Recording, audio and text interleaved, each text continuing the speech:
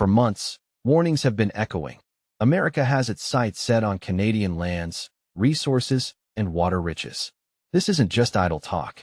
Mark Carney's victory in the Canadian general election heralds a new era in relations with the United States. It appears Canada is ready to fight back. Following his election triumph, Prime Minister Carney made it clear that Canada does not intend to yield to pressure from Donald Trump's protectionist policies, particularly on tariffs. His campaign promises to secure the most advantageous position in negotiations with the United States resonated with voters. Now, Carney is sending a clear message to both the Canadian public and the White House. Canada will defend its interests resolutely and without compromise, refusing to buckle under American tariff pressure. Don't forget to subscribe to the channel and activate notifications to always be at the center of events. Now, we will examine how Carney's determination has led to a $30 billion tariff standoff. Carney's pre-election platform clearly outlined Canada's intention to strongly oppose the high tariffs imposed by the Trump administration.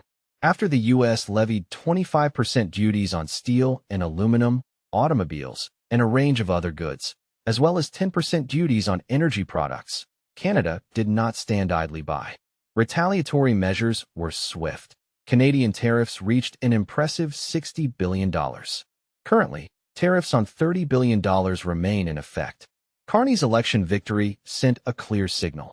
If a compromise is not reached, Canada is prepared to escalate the retaliatory package to $60 billion and then to $110 billion in a second phase. Many analysts saw this not merely as a threat, but as a firm declaration of intent. And voters seem to have appreciated this resolute stance. The question of Carney's leadership in Canadian politics and the timing of his emergence is legitimate.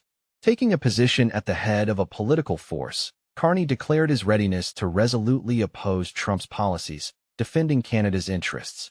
During the economic recovery following the pandemic, Canadian manufacturers, particularly in strategically important sectors such as steel, aluminum, and automotive, faced the consequences of American taxes and complained about unfair competition. Carney, addressing voters, assured them of a firm position. Canada will not yield to pressure from the U.S. and will support domestic industry, using both tax policy and direct funding. Among his campaign promises were specific support measures: the creation of a $2 billion strategic fund for the automotive industry, investments in the development of Canadian supply chains in automotive manufacturing and critical mineral extraction, and support for workers affected by trade disputes through revenues from customs duties. In addition, Carney promised to accelerate the approval process for energy projects, provide new funding for the agri-food sector and businesses, and invest $5 billion in finding new trading partners to diversify economic ties and reduce dependence on the U.S. These steps are seen as a direct response to the tariff policies of the Trump administration and as a comprehensive set of measures aimed at strengthening the Canadian economy from within. The outcome of the election reflected the accumulated irritation and even anger of Canadians towards the actions of the United States. Canada, traditionally known for its calm and restraint, today demonstrates a different position. Perhaps it was always hidden, but now it has burst forth. Canada, ready for decisive action. This transformation, figuratively speaking, resembles the Hulk, crushing everything in its path, and serves as a metaphor for the current state of Canadian society. Carney's victory in the election reflects this anti-Trump sentiment, the disappointment of Canadians in the policies of their neighboring country. For a long time, friendly relations with America have been a cornerstone of Canada's foreign policy. However, the harsh tariffs imposed by the Trump administration in the early 2020s dealt a serious blow to Canadian manufacturers. Canada, particularly dependent on exports of steel and aluminum, found itself in a difficult situation. A legitimate question arose. If America is our closest ally, then why is it imposing tariffs against us? Can this be called friendship? During and after the pandemic, as the Trump administration continued to exert pressure on supply chains in the United States, anti-American sentiment in Canadian society only intensified. The phrase "Canada angry and smashing" became a kind of political slogan, expressing the accumulated anger of Canadian voters. This sent a clear signal: enough is enough.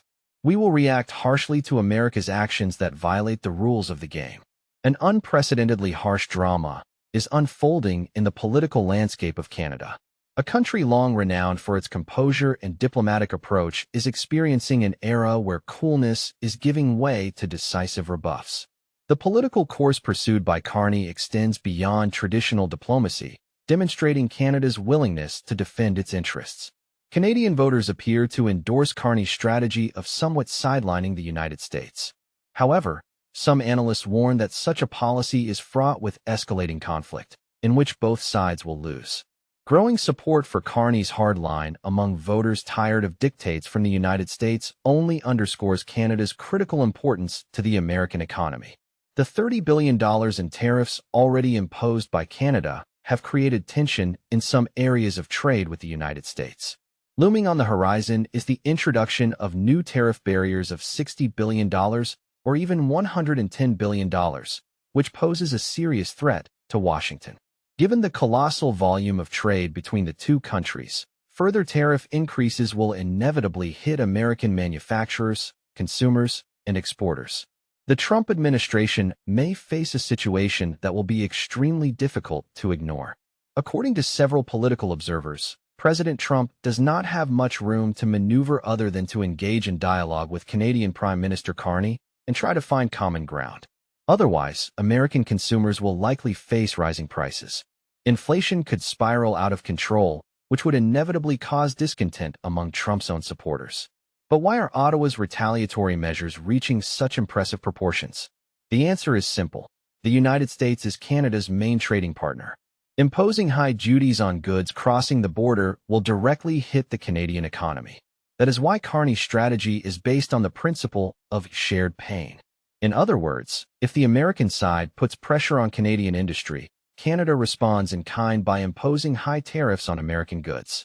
The automotive industry and the energy sector are of particular importance in this confrontation. Automobile production in both countries is closely integrated. Canada is using retaliatory measures against car imports to mitigate potential losses in this industry. Energy also plays a strategic role in Canadian-American relations. The political aspect should not be forgotten either.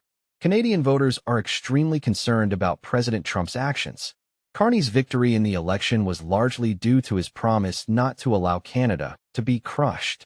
High retaliatory tariffs serve as a signal to Canadian society that the government is ready to fight back. Perhaps the statement about the threat of introducing tariffs on goods totaling up to $110 billion conceals a bargaining tactic aimed at getting American representatives to the negotiating table and achieving more favorable terms of the agreement. However, it also reinforces the view that the previous leadership was overly accommodating to the Trump administration rather than to the interests of the United States itself. During his election campaign, Carney focused on finding alternative markets for Canadian products as opposed to the American one. His team announced its intention to invest $5 billion annually in the development of trade diversification, which will allow Canadian manufacturers to more actively explore global markets. This involves strengthening trade ties with the European Union, the Asia-Pacific region, the Middle East, and even Africa. Canada already has an agreement with the European Union in the form of the Comprehensive Economic and Trade Agreement, CETA, but Carney is likely seeking to deepen it. In addition, the possibility of conducting separate negotiations with Asian countries such as Japan, South Korea, and ASEAN countries is being considered. In the energy sector, plans to expand exports beyond the United States could direct significant volumes of Canadian oil and gas to Asia, especially as part of liquefied natural gas, LNG projects.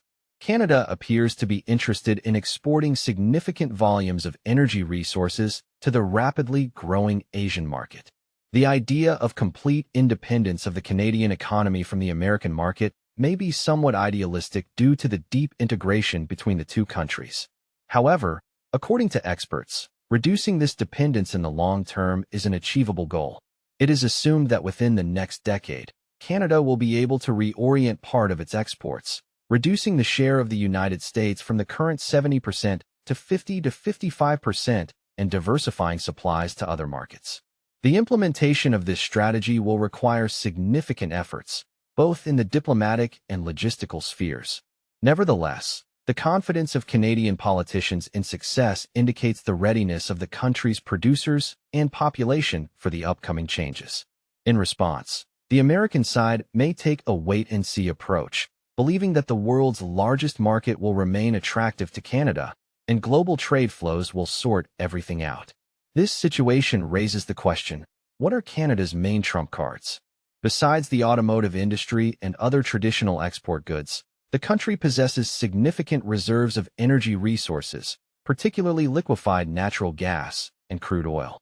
Canada plays a key role in the global energy market, and trade in energy resources, especially with the United States, is of immense importance to the economies of both countries. After a month of silence, the Trump administration has reasserted itself, announcing the imposition of 25% tariffs on goods from Canada as early as next week. This move is pushing Canada to seek alternative routes for selling its energy resources, turning its gaze towards the European Union and Asian markets. Canada plays a key role in the energy balance of the United States, being the largest supplier of energy resources to that country and simultaneously the second most important market for American energy exports after Mexico. Energy is the backbone of trade relations between the two countries.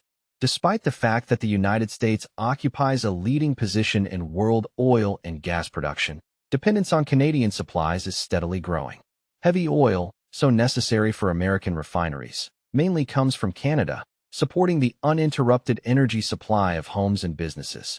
The growth of imports from Canada has become an important factor in reducing America's dependence on OPEC countries, with Canada accounting for more than half of all oil imported into the United States. Virtually all natural gas consumed in the United States also comes from Canada. In addition, Canada is a major supplier of electricity and such important minerals as uranium, which play a critical role in the American economy. Canada plays a key role in ensuring energy security and price stability for the United States. However, why is Canada showing increasing interest in the markets of the European Union and Asia?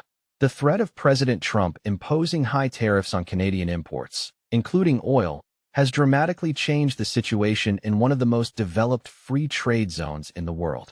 For Canadian politicians, the sudden hostility from Washington was an unpleasant surprise, but it pushed the country to seek new economic horizons. As part of its trade diversification strategy, Canada has set an ambitious goal of increasing exports to countries other than the United States by 50% by 2025. In this context, the EU and Asian markets offer Canada enormous opportunities. The Comprehensive Economic and Trade Agreement, CETA, with the EU has significantly simplified access to the European market for Canadian companies. The European Union, being one of the largest economies in the world and the second largest trading partner of Canada, offers broad opportunities for growth. According to experts, the CETA agreement provides Canadian enterprises with a unique opportunity to reduce their dependence on the U.S. market and strengthen their position on the world stage. In 2016, Canadian Prime Minister Justin Trudeau and representatives of the European Union signed the Comprehensive Economic and Trade Agreement, CETA, marking a new era in transatlantic trade. A year later, the agreement began to operate on a preliminary basis, awaiting final ratification, a process that is still ongoing. CETA abolished customs duties on almost all goods crossing the Atlantic Ocean, opening the way for freer and more intensive trade. In addition, the agreement covers a wide range of services and strives to bring regulatory standards closer together through regular consultations between the parties. One of the key aspects of CETA is the opportunity for Canadian and European companies to participate in government procurement at all levels of government, both in Canada and in the 27 EU member states. This opens up a potential market of $3.3 trillion to Canadian business, full of new opportunities and prospects. However, obstacles have arisen on the path to full ratification of CETA. The agreement has met with resistance in some European countries, which has slowed down its approval process. The fact is that individual provisions of CETA fall under national jurisdiction, requiring the approval of each EU member state. Currently, 10 countries, including Italy, Ireland, and Poland, have not yet ratified the agreement, which creates uncertainty regarding its final fate. Disputes surrounding the Comprehensive Economic and Trade Agreement, CETA, continue, with each country having its own nuances. Some experts are raising alarms, believing that the dispute resolution mechanism embedded in CETA grants corporations excessive influence. Others express concerns about the erosion of national sovereignty, the weakening of food safety standards, and the inclusion of local agricultural producers within the agreement's scope. Apathy should not be disregarded either. In several countries, CETA ratification has not been a priority for national parliaments. Brexit has added further intrigue to the situation. The United Kingdom, a primary advocate for CETA and one of the first European Union countries to ratify the agreement, has left the bloc. Consequently, Canada and the UK have agreed to provisionally adhere to CETA's terms until a bilateral trade agreement is concluded. Amidst U.S. President Donald Trump's pronouncements of a potential trade war, analysts suggest that Canada and the EU must redouble their efforts to finalize the deal and encourage greater business utilization of its opportunities. What would a reorientation of Canadian energy exports toward European and Asian markets mean for the United States? Such a scenario could lead to several unfavorable consequences for the U.S. First, America's privileged position, tied to the accessibility and reliability of Canadian energy supplies, could be undermined. This, in turn, could result in higher energy prices and increased uncertainty regarding energy security. Moreover, the diversification of Canadian exports could weaken the U.S.'s negotiating position in energy trade. Canada's pursuit of expanding its markets has already led to the conclusion of several new trade agreements, including with the United States. But how can Canada enter into new trade deals with the U.S. and other countries while facing U.S. tariffs looming over the Canadian economy? Clearly, a swift, robust, and strategically sound response is required. Canada needs to convincingly demonstrate to Washington that American energy and economic security are directly dependent on cooperation with Canada. Focusing efforts on key commodity positions could support a large-scale resurgence of Canadian industry. This, in turn, would lead to an increase in GDP, stimulate technological innovation, attract foreign and domestic investment in various key sectors, improve productivity, and accelerate the development of domestic resources. A Canadian economy relying on its own resources can occupy a key position in the economic and energy interests of the United States, becoming a reliable partner for them. Targeted development of specific sectors can breathe new life into Canadian manufacturing and related services. A sensible sustainable development policy, such as methane capture and storage, can make a significant contribution to reducing emissions throughout the production chain. In other words, a resource-based strategy is not limited to simply exporting raw materials. Geographical diversification is equally important. The 25% tariffs imposed by the United States on imports of steel and aluminum from Canada and other countries clearly demonstrate the need to find new markets. Expanding the resource base will reduce the risks associated with large commodity projects and increase exports of Canadian agricultural products, materials, and energy to Asia and Europe. In the future, this will open up opportunities for more active trade with many of the world's largest and fastest-growing economies. There is a growing awareness of Canada's resource power in Washington political circles. Evidence of this is the decision to impose a 10% tariff on Canadian energy resources, which is significantly lower than the 25% rate for other goods. This move is seen as a tacit recognition by the United States of the strategic importance of Canadian resources for ensuring its own national interests. But how do Canadian oil and gas support the U.S. energy strategy, both domestically and internationally? Exports of oil, gas, and electricity from Canada help strengthen U.S. energy reserves, reduce the financial burden on American consumers, and support America's desire to expand energy exports to its allies around the world. The deep integration of North America's energy infrastructure, stretching from north to south, means that any diversification efforts aimed at abandoning Canadian supplies will be costly and time-consuming. Although the United States is currently a net exporter of oil and natural gas, the country seeks to help European and Asian allies reduce their dependence on less reliable energy sources while meeting growing domestic demand. U.S. energy reserves are certainly substantial, but the energy-intensive data centers required for the development of artificial intelligence and other advanced technologies are placing additional strain on the country's energy system. Canada's energy stability is becoming an important factor in ensuring supplies to the United States through a developed system of pipelines and grids. This opens up the possibility for the U.S. to export oil and natural gas to its partners around the world without fearing rising fuel prices for its own citizens. Canadian resources could act as a deterrent to the U.S.'s ambition to become the de facto global oil supplier. Currently, Canada plays an increasingly significant role in U.S. crude oil imports, covering about 24% of American market needs. Cross-border pipelines provide direct supplies of heavy oil to specialized U.S. refineries designed specifically to process this type of crude. Abandoning Canadian heavy oil could lead to significant financial costs for these facilities, particularly those located in the Midwest, forcing them to either incur upgrade costs or seek alternative sources of supply, such as Venezuela or Middle Eastern countries, which entails additional geopolitical risks. The recent expansion of the Trans Mountain Pipeline has almost tripled Canada's capacity to transport oil to international markets, allowing Canadian oil to play a significant role in supporting allies such as South Korea and Japan. Canadian natural gas can also contribute to ensuring sufficient domestic supplies for America, freeing up resources for export to allies in Europe and Asia. The American energy market is on the cusp of change. Forecasts from the U.S. Energy Information Administration do not predict a surplus. Growing demand for natural gas in the country is expected to outstrip supply in the next 2 years. This imbalance could be exacerbated by the appetites of data centers and the restructuring of industrial facilities, which require more and more energy produced from natural gas. In this situation, Canada has a chance to strengthen its position on the North American energy map. Canadian natural gas already covers 9% of U.S. needs, and the potential for further expansion of supplies is evident.